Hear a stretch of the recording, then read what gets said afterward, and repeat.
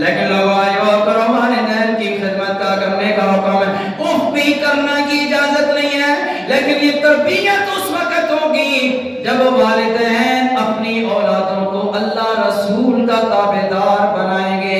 جب تم اپنی اولادوں کو اللہ رسول کا تابعدار بناؤ گے، پھر اللہ رسول ان کے دل میں تمہاری تابعداری پیدا فرما دے گا۔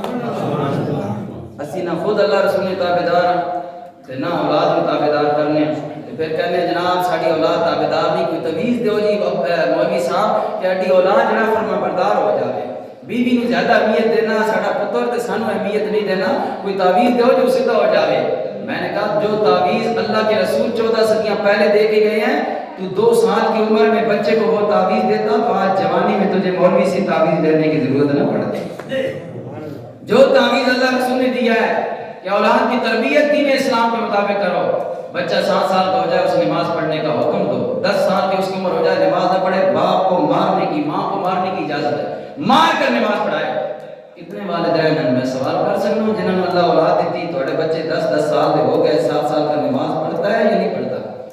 کسی والدین کو فکر ہے؟ سکول نہ جائے تو کہتے ہیں 5000 روپے فیس دینے پہ ہیں، تیرا ابا اوکھا نال کمانا پیا، تو سکول نہیں پڑھنا فیس ضائع کر رہا ہے۔ ٹیوشن بھی بھیجتے ہیں، سکول بھی بھیجتے ہیں، ایک دن مس نہیں ہونے دیتے، لیکن مجھے بتاؤ اسی بچے کو قرآن کی تعلیم آپ دے رہے ہیں؟ مفت تعلیم ہے پھر بھی نہیں۔ پیچھے ہم نے کہا نا، میں پچھلے مہینے میں نے کہا یہ بچے چھٹیاں کرتے ہیں کہ 200 روپے فیس مقرر کی جاتا ہے، والدین کو فکر ہو ایسی فیس دینے میں بچے مسجد بھیجیے، ٹھیک ہے جی۔ اس کا جو آیا جی بچے بعض ہیں جو 200 روپے مہینے کے نہیں دے سکتے، میں کہا موبائل 2-2000 میں پیکج کرا سکنے ہو، 3000 روپے میں وہ باپ اپنے گھر میں موبائل رکھ سکنا، مولوی صاحب نے قرآن پڑھانے تھا مہینے کے بعد 200 روپے نہیں دے سکنا۔ میں نے کہا چھوڑ دو، یہ تو میں نے فکر بیدار کرنے کے لیے کہا تھا۔ تو سامنے سے کہا صرف فکر دلانی ہوتی ہے لوگوں کو کہ لوگوں کو کچھ دین کی قدر آئے، جس کی قدر ہے اس 10,000 روپے 5,000 گاڑی والے کو دیا، 5,000 سکول میں فیس دے رہے ہیں، انگریزوں کی تعلیم کے لیے اپنی خون پسینے کی کمائی قربان کر رہے ہیں، لیکن ان بچوں کو اللہ رسول کا تابعدار بنانے کے لیے 1 روپیہ دینے سے تیار نہیں۔ تو پھر یہ بچے کل بڑے ہو کر آپ کیا توقع رکھنے کہ آپ کی خدمت کریں گے؟ جب آپ اپنے بچوں کو والدین کا اپنے اللہ رسول کا تابعدار نہیں بنائیں گے، آپ کے تابعدار یہ کبھی نہیں ہو سکتے۔ میں اب بھی گھر جاتا ہوں، میں اپنے باپ سے آگے نہیں چلتا، مسجد کی طرف ہم نماز پڑھنے کے لیے جاتے ہیں، گھر سے نکلتا ہوں تو میں 2 قدم اپنے باپ کے پیچھے چلتا ہوں۔ عالم ہوں گا تو لوگوں کے لیے، مولوی ہوں گا، قاری ہوں گا لوگوں کے لیے، خطیب پاکستان ہوں گا لوگوں کے لیے، باپ کے لیے میں بیٹا ہوں۔ یہ تابعداری مجھے کس نے سکھائی ہے؟ میں کبھی باپ کے آگے نہیں چلا، کبھی نہیں چلا آگے۔ تو یہ تابعداری مجھے کس نے سکھائی ہے؟ اس باپ کی تربیت نے، اس باپ نے بچپن میں مجھے اللہ رسول کا تابعدار بنایا ہے، اللہ رسول نے مجھے اس باپ کا تابعدار بنایا۔ یہ باتیں ہیں کڑوی سیدھی سادی باتیں ہیں لیکن سمجھنے والی بات۔ اور سمجھنے مقام والدین کی شان اور مقام سنو، والدین بہرحال پھر والدین ہیں، والدین جاہل ہو، ان پڑھ ہو، بے نوازی ہو، جیسے بھی ہو، بدکار ہو، سیاہکار ہو، لیکن اولاد کو حکم ہے اپنے والدین کے سامنے آنکھیں نہ اٹھائے، اپنے گناہگار والدین کے سامنے بھی سر جھکانے کا رب کے قرآن نے حکم دیا ہے۔ اطاعت کرنی چاہیے، فرما برداری کرنی چاہیے۔ اے لوگوں، اللہ تعالیٰ کے نبی پاک علیہ السلام نے ایک مرتبہ صحیح مسلم شریف کی حدیث پاک ہے، اے لوگوں اس بندے کی ناک خاک آلود ہو جائے، اس کی ناک خاک آلود ہو جائے، اس کی ناک خاک آلود ہو جائے، یعنی 3 مرتبہ فرمایا، یعنی وہ ذلیل ہو جائے، ذلیل ہو جائے، ذلیل ہو جائے۔ صحابہ نے ہاتھ جوڑ کے عرض کی، یا رسول اللہ، سونے رب کے نبی جی، کس بندے کو بد دعائیں دے رہے ہیں؟ آپ کو گالیاں سن کر بھی دعائیں دیتے ہیں، پتھر کھا کر بھی دعائیں دیتے ہیں، یہ کون بد نصیب ہے جس کی ذلت کے لیے آپ بد دعائیں کر رہے ہیں؟ میرے لاڈلے نبی نے فرمایا، لوگوں جس کو اپنے ماں باپ میں سے کوئی ایک مل گیا، ان کی تابعداری کر کے اپنے گناہ بخشوا کے جنت نہ جا سکا، ایسی اولاد ذلیل ہو جائے۔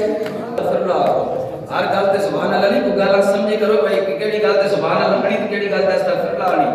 حضور بد دعا دے رہے ہیں، بد دعا تے سبحان اللہ نہیں، استغفر اللہ کہو۔ غور کرو، حضور بد دعا دے رہے ہیں اس بندے کو، اس اولاد کو جو اپنے والدین کی تابعداری کر کے انہیں زندگی میں اسے اپنے ماں باپ ملے لیکن وہ اپنے ماں باپ کی خدمت کر کے انہیں راضی کر کے جنت نہ حاصل کر سکا۔ میرے نبی نے فرمایا 3 مرتبہ وہ بندہ ذلیل ہو جائے، 3 مرتبہ فرمایا وہ بندہ ذلیل ہو جائے جو اپنے ماں باپ کو زندگی میں پا کر اب جنت کا حقدار نہیں بن سکا۔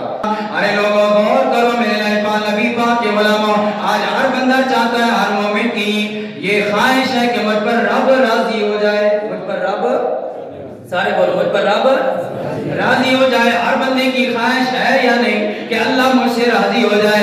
ہر مسلمان مرد عورت یہ چاہتے ہیں کہ اللہ ہم سے راضی ہو جائے۔ آؤ میں نسخہ بتا رہا ہوں اللہ کو راضی کرنے کا۔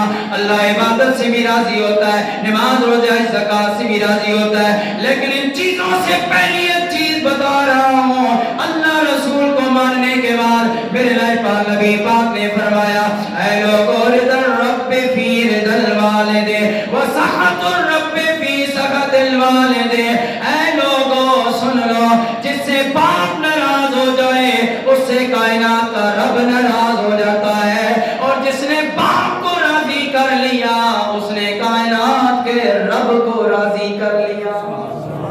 حضور کے حدیث ہے، فرمایا جس پر باپ راضی اس پر رب راضی۔ بولو جس پر باپ راضی اس پر رب راضی۔